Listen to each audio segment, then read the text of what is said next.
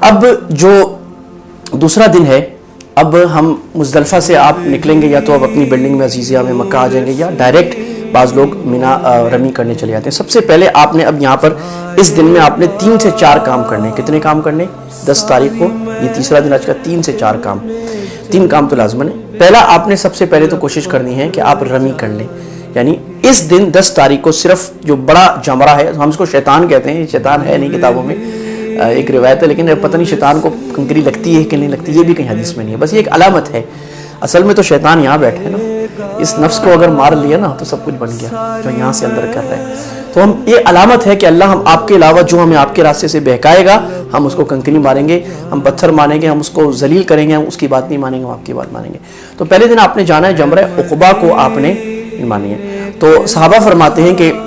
اللہ کے نبی صلی اللہ علیہ وسلم کے ساتھ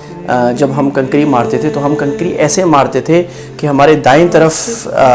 مینا تھا اور بائیں طرف بیت اللہ تھا، گویا کہ آپ ستون کے لیفٹ طرف کھڑے ہو کے کنکری ماریں گے تو یہ سنت ہے، لیکن چونکہ رش ہوتا ہے اب لیفٹ سے مار لیں، رائٹ سے ماریں، کہیں بھی صحیح ہے، لیکن یہ سنت ہے کہ اگر آپ بائیں طرف سے ماریں گے تو یہ حدیث کے زیادہ قریب ہے۔ مسند مالک کی روایت ہے امام حضرت عمر رضی اللہ تعالیٰ عنہ سے۔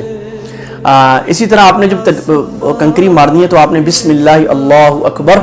رجما للشیطان ورزا للرحمن یہ بولنا ہے، بسم اللہ اللہ اکبر رجما للشیطان الرحمن، بسم اللہ اللہ اکبر، کیا مطلب شیطان کو مارتے ہوئے اور رحمان کو راضی کرتے ہوئے یہ دعا آپ نے پڑھنی ہے،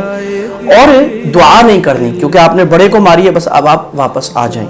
جیسے ہی آپ کی رمی ختم ہو جائے آپ نے فون کر دینا ہے یا بتا دینا ہے یا آ کے پرچی، فوراً قربانی کا انتظام جو بھی آپ کا جس کے ذریعے خود ہے کسی سے کرا رہے، آپ نے فوراً قربانی کرنی ہے۔ جب آپ کی قربانی ہو جائے تو قربانی کے بعد اب یہ قربانی آپ کا گویا کہ تیسرا پہلا واجب مغرب سے پہلے رہنا، دوسرا واجب مزدلفہ کا وقوف، تیسرا واجب آپ کے کنکری مارنا، چوتھا واجب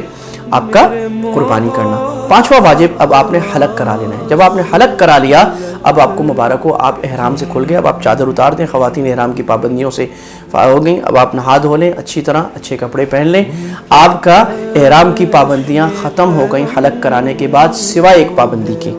اور وہ ہے میاں بیوی کے تعلقات اور شہوت کی باتیں۔ یہ آپ نہیں کر سکتے جب تک کہ آپ حج کا فرض یعنی طواف زیارت یا طواف افاضہ دونوں نام ہیں وہ آپ جب تک نہیں کر لیتے۔